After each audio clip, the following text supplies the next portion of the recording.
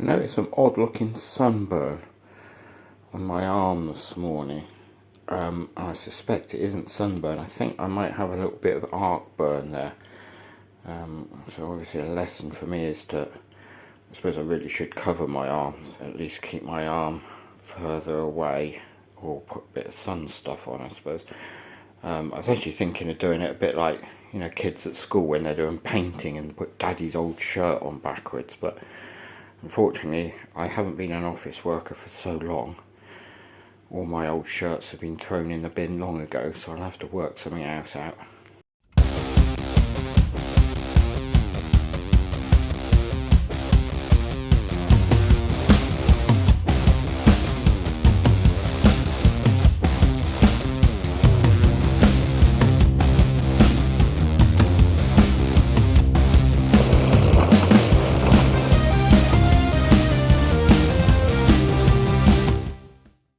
So earlier on today I did a couple more welds on just where I sawed through. I kind of think I'm getting there. It's certainly easier to weld with the smaller the gap by a long way, but ignore that. It's not too bad. So I've cut the end off, and it's going to be my first go at actually welding two bits of pipe together. So what I'm going to do is I'm going to tack weld it together first. I do 4 tack welds, which I need to practice doing as well, and then see if I can weld all the way around. And just to make it a little harder for myself, where I've just quickly hacksawed the end off, so it's not particularly square, I'm going to not put it back exactly as it was, so you should end up with a bit of an angle. Yeah, see how this goes. Anyway, I need to get my stuff together.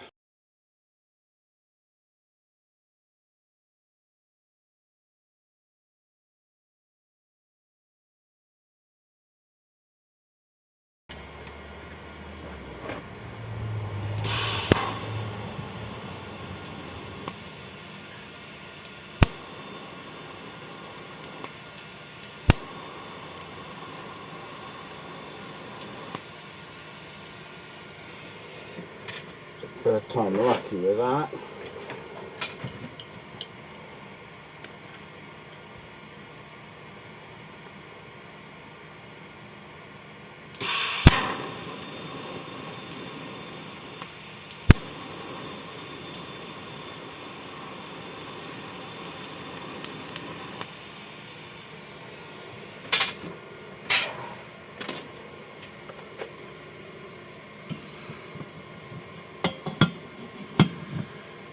It's the only thing with doing this at an angle, then I can't have it clamped all the way around to do my tack welds.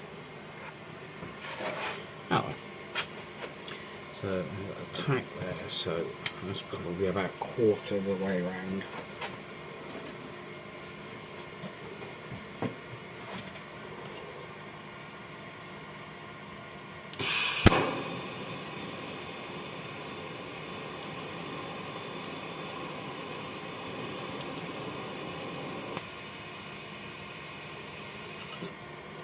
That's a much better work. Whoop. I've got quite a big gap here, so that's going to be quite tricky.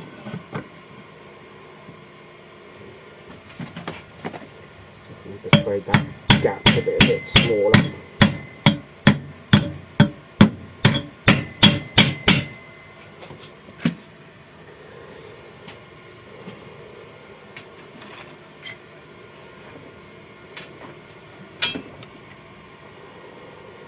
I'm almost certainly going to need filler here.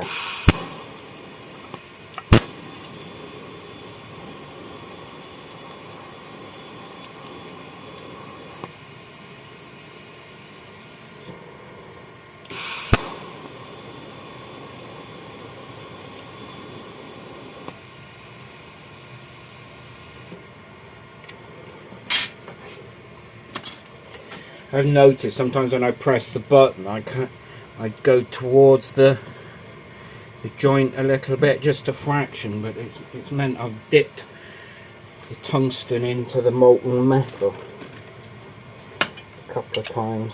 So last tack.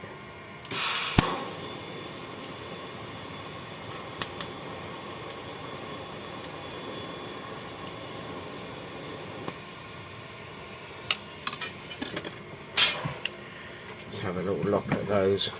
Certainly not 90 degrees around like I'd planned, but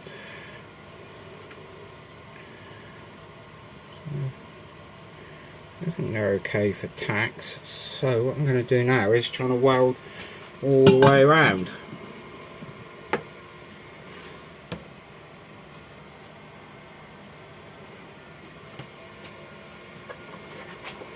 Not in one go.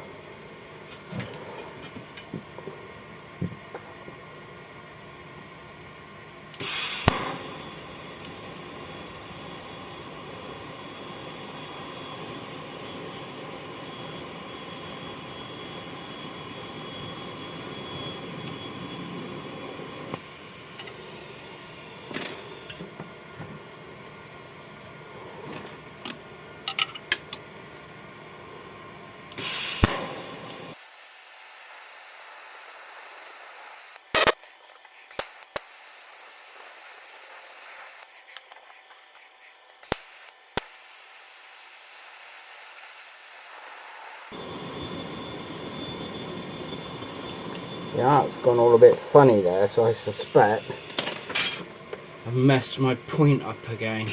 Oh. I can't see anything on that. Maybe it's just where I wasn't doing a very good job.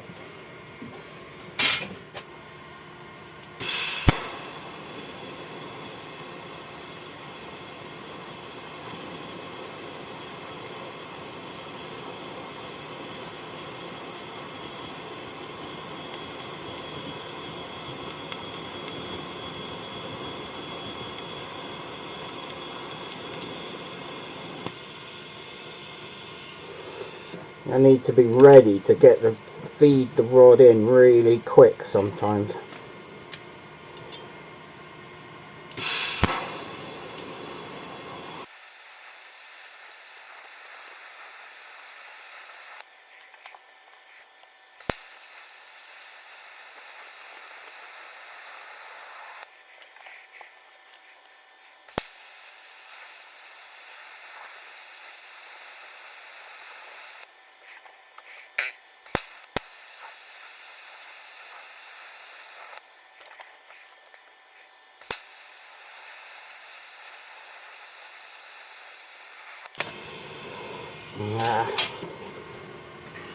Messed up the last little bit.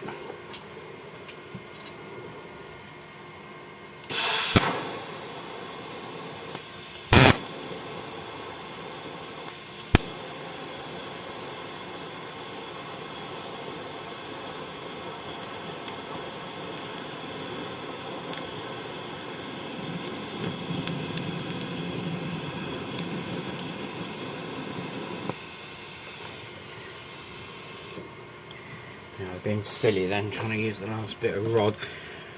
I'm going to be more conservative with this. If it looks like it's going wrong or I'm running out of rod, don't try and do just one last little bit, because then you end up in a pickle.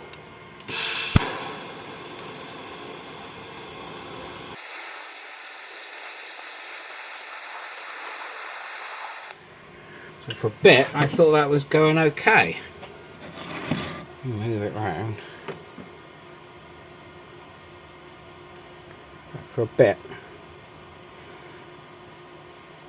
I think it was sort of okay, and then just tried doing that a little bit more, and I had to quickly let go of that rod because my hand was starting to get roasted.